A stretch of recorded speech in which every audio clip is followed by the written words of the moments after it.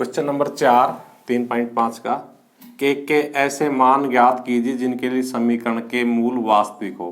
यानी हम ये समीकरण लिख करके और इसमें मूल वास्तविक होने की कंडीशन लगा देंगे। तो देखो हमारी समीकरण एक्स स्क्वायर प्लस 5 प्लस 16 बराबर 0। या तो बुक में नहीं लग रहा या मैं लगाना भूल गया।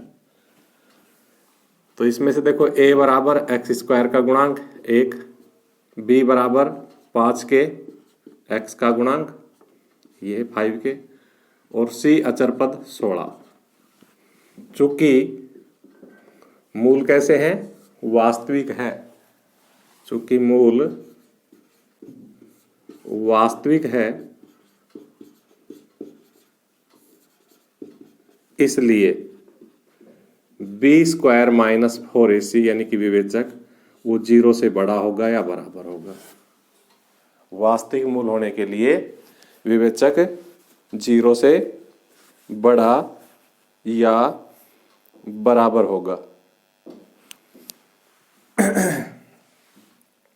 हमने सवाल को ध्यान से नहीं पढ़ा। सवाल है वास्तविक नहीं हो।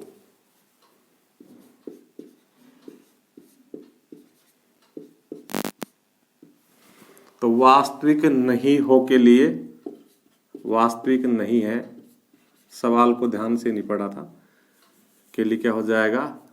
Is less than 0। ठीक है, जब मूल वास्तविक नहीं होते तो उसके लिए विवेचक का मान ऋणात्मक होता है यानी कि 0 से छोटा होता है। इसमें मान रख देंगे।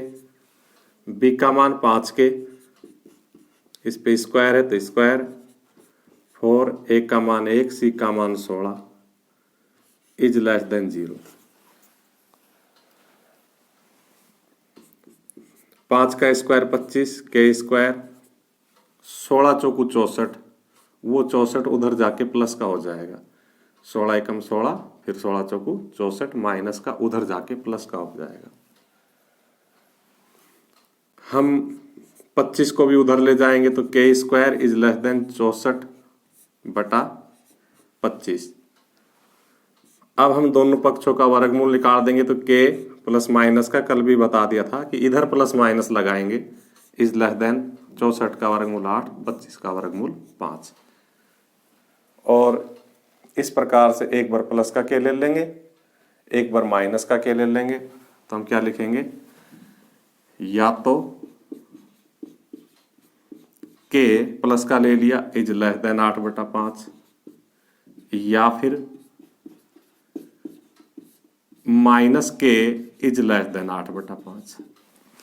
या तो प्लस का के इज लेस देन 8 बटा 5 या माइनस का के।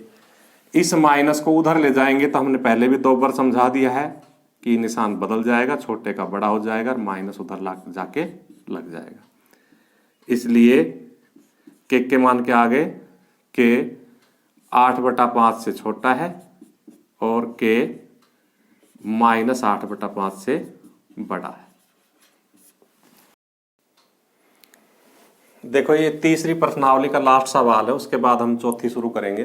5वां सवाल है, यदि द्विघात समीकरण b माइनस सी एक्स स्क्वायर सी माइनस ए एक्स प्लस ए माइनस बी बराबर 0 की मूल वास्तविक एवं बराबर हो तो हमें ये सिद्ध करना है। तो हमने इस सवाल लिखा, इसमें से a बराबर b माइनस सी क्योंकि एक्स स्क्वायर का गुणांक होता है, b x का गुणांक होता है तो b बराबर c माइनस ए और c बराबर a माइनस बी। ये कैपिटल इसलिए ले लिए कि हमारे यहाँ स्मॉल आ रहे हैं सवाल में। हमने सवाल की कंडीशन लगाई कि चूंकि मूल वास्तविक एवं बराबर है इसलिए विवेचक क्या होना चाहिए? 0 होना चाहिए। b का मान c माइनस ए रख दिया यहाँ से, a का मान b माइनस सी और c का मान a माइनस बी। अब हम इसको सारे सवाल को एक स्पेशल तरीके से ध्यान रखते हुए करेंगे तो ये सवाल हो जाएगा। तो देखिए हम सबसे पहले इस c माइनस ए का होल स्क्वायर खोलेंगे तो c स्क्वायर माइनस 2ac और प्लस a स्क्वायर। ये तो हुआ हमारा c माइनस ए का होल स्क्वायर। 8वीं 9वीं 10वीं में बार बार यूज करते इसलिए मैं ज्यादा नहीं बोल रहा हूं। इसमें हम गुणा कर रहे हैं अंदर, तो हम चाहे तो पहले इन दोनों ब्रैकेटों को कर ले, -4 को ऐसे ही रख ले तो क्या हो जाएगा? देखो b को a से गुणा करेंगे तो b को b से गुणा करेंगे तो माइनस बी स्क्वायर, ये माइनस यहाँ से, फिर माइनस c को a से करेंगे तो माइनस ac और माइनस c को माइनस b से करेंगे तो प्लस bc। और बराबर 0। अब हम 4 के अंदर गुणा कर देंगे तो देखिए क्या हो जाएगा, ये सी स्क्वायर माइनस 2ac प्लस ए स्क्वायर माइनस 4ab, 4 की गुणा होती जाएगी अब, इस माइनस ए प्लस 4b स्क्वायर, इस माइनस ए प्लस का 4ac और इस माइनस ए माइनस का 4bc। अब हम क्या करेंगे, इस 2ac माइनस का इस 4ac प्लस का हिसाब कर देंगे, अर्थात इनका आपस में जोड़ घटा जो भी हो रहा है वो कर देंगे। तो सी स्क्वायर ऐसा कैसा, प्लस के 4ac से माइनस का 2ac घट के प्लस का 2ac और प्लस ए स्क्वायर। इसको हम अंत में लिखेंगे लास्ट में, प्लस 4b स्क्वायर। ध्यान रखना कि सवाल हमें ऐसे करना है, माइनस 4ab और प्लस माइनस का ही 4bc, इसको हमने अब लिखा है। तो देखो हमने ये लिख लिए, जो अंडरलाइन किए थे वो लिख लिए, और ये 4bc हमने यहाँ लिखा है। कुल मिला के हमने सारे लिख लिए, केवल एक जगह जोड़ घटा किया है। यानी कि इसमें कितने हैं, 1 2 3 4 5 6 7, तो इसमें 6 होंगे, 1 2 3 4 5 6, क्योंकि इनका जोड़ कर दिया हमने दोनों का, तो 1 घट गया।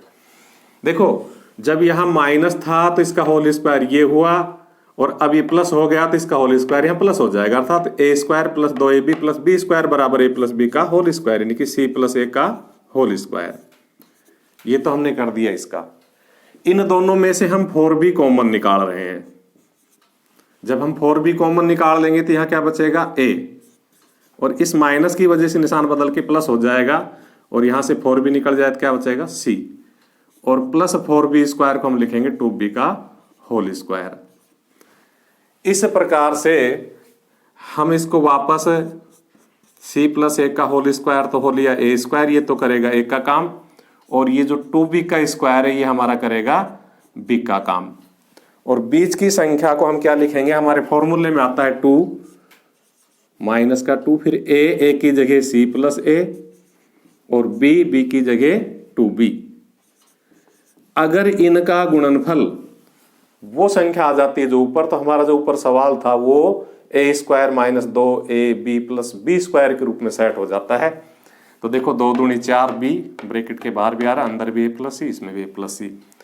कुल मिला के मैं आपको बताना चाहूंगा कि अगर कोई सवाल हमारा A square minus 2ab plus B square के रूप में हो तो उसका गुणनखंड a माइनस बी का होल स्क्वायर हो जाता है। जब कोई इस रूप में हो तो उसको उठा के हम ये लिख देते हैं।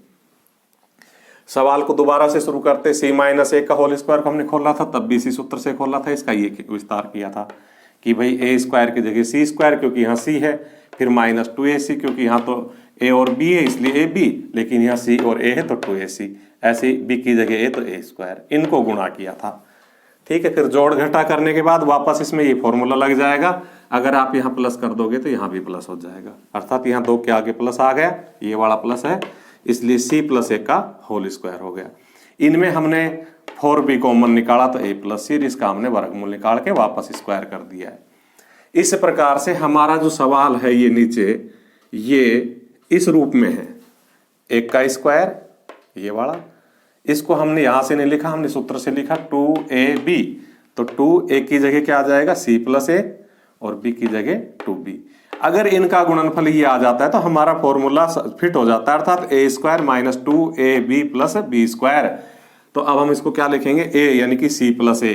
चलो मैं यहां लिख लेता हूं, a की जगह क्या लिखेंगे, c प्लस ए का होल स्क्वायर माइनस b की जगह क्या लिखेंगे, 2b, इस b की जगह इस b की जगह क्या लिखेंगे, 2b, और ये तो हुआ a, इस पे स्क्वायर नहीं है, a तो ये है, ये तो स्क्वायर तो अलग है, तो a माइनस b की जगह 2b का होल स्क्वायर और बराबर है ही 0।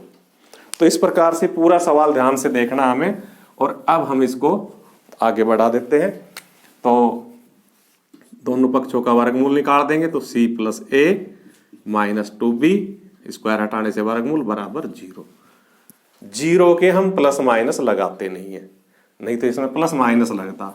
और इस प्रकार से c प्लस ए हमने यही रख लिया, 2b उधर ले गए तो क्या हो गया, प्लस हो गया। हमें यही सिद्ध करना था कि 2b बराबर a प्लस c, चाहे तो एक बार और लिख सकते हैं इसको, 2b इधर लिख लो और a प्लस c, और यही सिद्ध करना था।